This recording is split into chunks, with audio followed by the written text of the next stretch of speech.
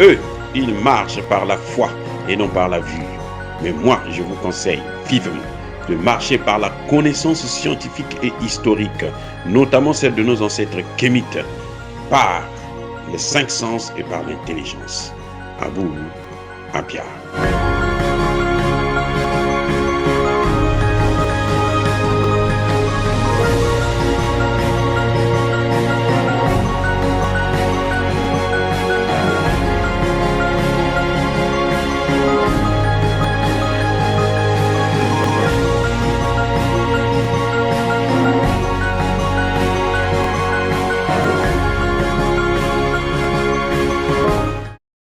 Au TEP à tous, bienvenue sur la chaîne des panafricanistes par essence, par conviction et par excellence. Celle des citoyens kémites par nécessité et obligation de combat. Nous sommes une chaîne qui n'est guidée que par nos ancêtres et rien que par les ancêtres qui appartiennent à l'égrégore du monde noir. Par conséquent, nous ne croyons en aucun dieu venu de l'étranger. Toutefois, cette vidéo n'est aucunement destinée à inciter à la haine ou à la violence, car nous menons un combat qui est d'abord et avant tout spirituel, intellectuel et démocratique. Ensuite, il est politique, géopolitique et géostratégique. Contre l'impérialisme, le colonialisme, le néocolonialisme et l'endocolonat, qui sont tous qualifiés de crimes contre l'humanité. Nous menons ce combat sur la base du principe fondamental que nous avons hérité de nos ancêtres kémites, qui est celui de la Mahat, c'est-à-dire solidarité, vérité et justice. Vous êtes donc en droit de connaître la vérité et nous avons l'obligation de vous dire la vérité, rien que la vérité, afin que justice soit rendue au continent africain. Et ça, c'est notre modeste contribution dans cette noble lutte en faveur de la souveraineté, la dignité, la solidarité et l'unité africaine. C'est exactement ça que nous appelons le panafricanisme. Mes excuses. Bien-aimés frères et sœurs, le Niger a répondu. Réponse du berger à la bergère. Le Niger a répondu à la France et à la francophonie. Cette putain d'institution de la francophonie qui ne nous apporte rien du tout, au contraire, qui nous crée des problèmes, nous dépouille, en fin de compte, n'est pas l'œuvre des Français. C'est incroyable. Ce ne sont pas les Français, ce n'est pas la France qui a créé l'Organisation internationale de la francophonie.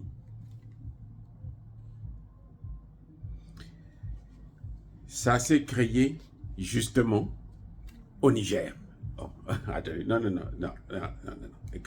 écoutez. Ça dit que, non, le communiqué du Niger, il est fantastique. Pour une fois, j'apprécie, mais alors j'ai trop apprécié ce communiqué. Ils ont rappelé, la France n'était même pas là quand on a créé la francophonie. Ça s'appelait Agence de la coopération culturelle technique. ACCT. Ça a été créé le 20 mars 1970 par le Niger, le Sénégal, le Cambodge et la Tunisie. Et où? Posez-moi la question. Au Niger. La francophonie, ce n'est pas l'œuvre de la France. Le communiqué du gouvernement nous donne l'histoire même. Les chefs d'État qui ont signé. Il n'y avait pas De Gaulle, ni Pompidou, ni qui que ce soit. Parce que c'est cette agence-là de la coopération culturelle qui a donné naissance à la francophonie. Et ça s'est passé en 1970, au Niger. Maintenant, Emmanuel Macron va réunir une session extraordinaire. Qu'est-ce qu'une session extraordinaire? C'est-à-dire que c'est une session qui n'est pas prévue dans le calendrier annuel de réunion de l'organisation. Il y a une situation d'urgence, on appelle donc tous les membres, il faut qu'on discute sur ça. Et ils vont discuter et ils vont exclure le Niger, le créateur de la chose. Mais c'est dit que Quand vous regardez, vous vous dites, mais Emmanuel Macron est devenu fou. Mais c'est un malade. C'est un malade.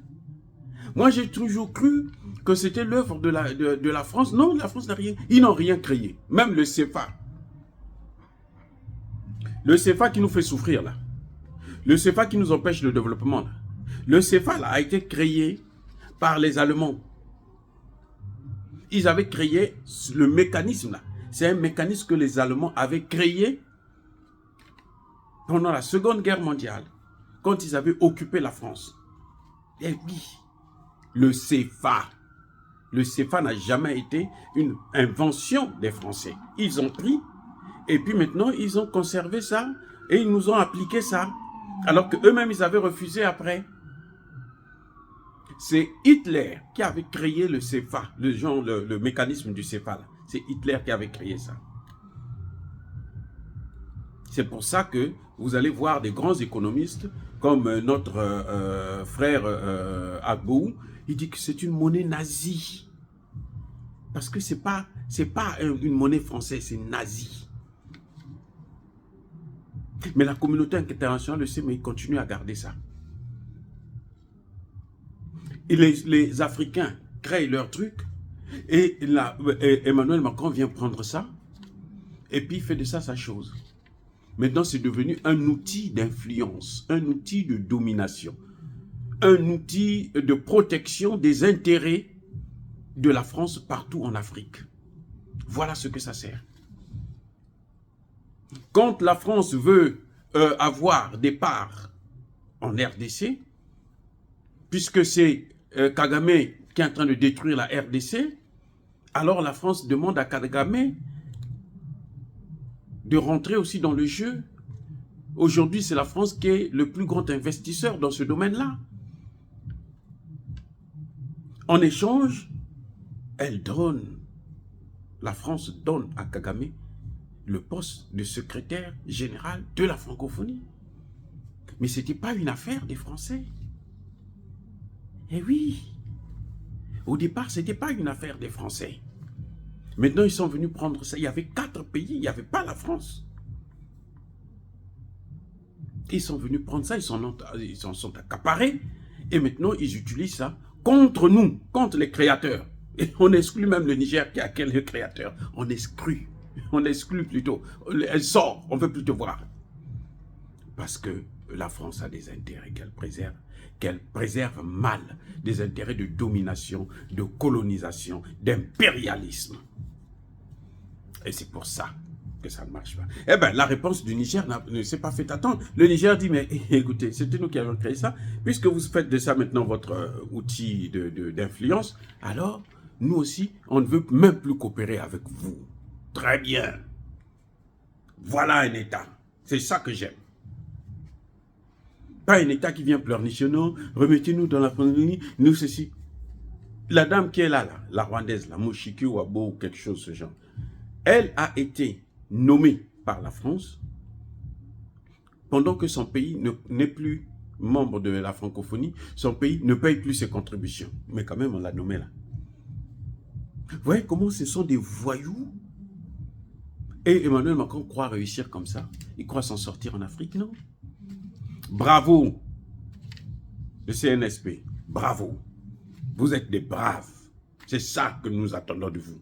On ne veut pas voir des gens qui viennent au pouvoir et puis qui viennent se coucher devant Emmanuel Macron, tendre la main. La seule chose que nous attendons maintenant de vous, là, c'est de nous sortir la monnaie pour couper carrément l'herbe sous les pieds de la France. Cette putain de France qui vient de déclarer « Nous allons protéger nos intérêts au Niger ». Quel Niger, là? Le Niger, c'est maintenant pour votre mère. Ça vous appartient. C'est votre chose.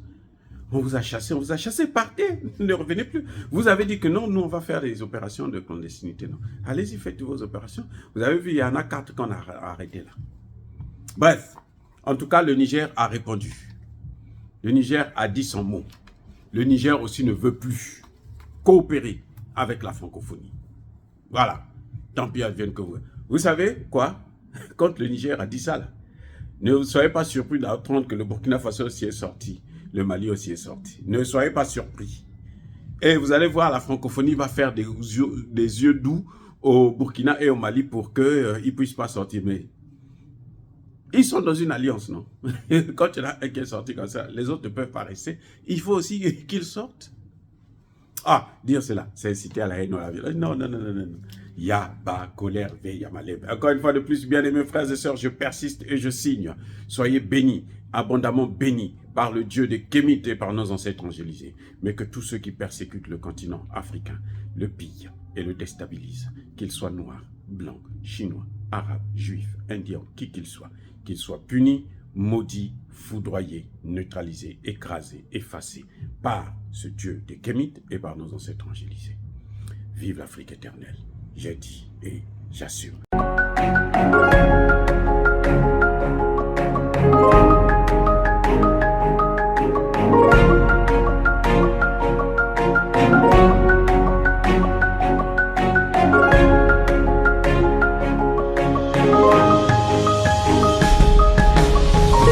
Bien-aimés frères et sœurs, vous connaîtrez la vérité et la vérité vous affranchira. Ça, c'est pas moi qui le dis, c'est la Bible qui le dit.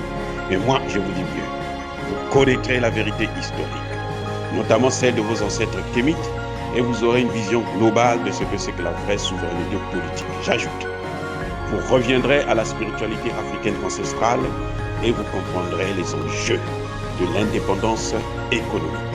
Et pour terminer, vous accepterez votre identité culturelle kémite et vous obtiendrez deux choses.